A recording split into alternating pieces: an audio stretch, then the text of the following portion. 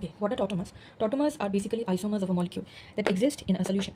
Two tautomers are directly interconvertible because of mobility of a hydrogen atom, which can move from one position to another with rearrangement of a double bond. Basically, what are tautomers? They are two interchangeable forms. They are basically isomers but are interchangeable with the same chemical formula. Why they are interchangeable? Because of a mobility of a hydrogen atom as well as the rearrangement of a double bond. So, amino to imino and keto to enol form.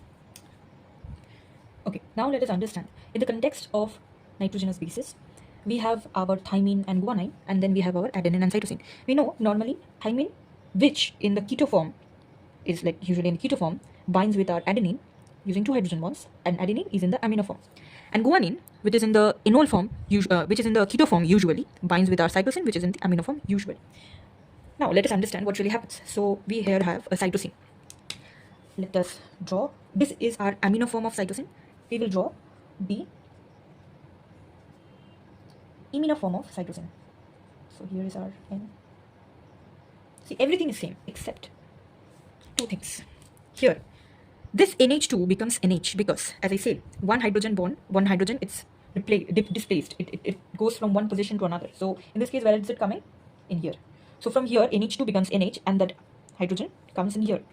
And as soon as that happens, there is a rearrangement of double bond. As we can see, this double bond goes in here. So here to here. That's all. This was the amino to imino, which is cytosine. This is a cytosine that is in amino form but rearranges itself into imino form. And this is the ketoenol form. We have a guanine here.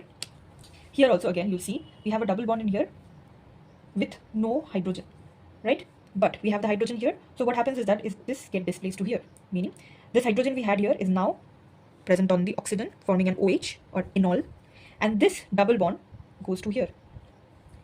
Again, change in the hydrogen position and rearrangement of the double bond. We have this was the keto guanine, and now this is the enol guanine. Now what happens is that normally a ketothymine, as I said, binds with a amino adenine, but let's say if it undergoes the rearrangement, that is keto changes into enol thymine, then unfortunately it binds with a guanine.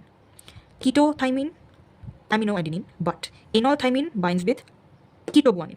Similarly here, adenine binds with ketothymine, but in case of rearrangement, that is imino adenine binds with an amino cytosine.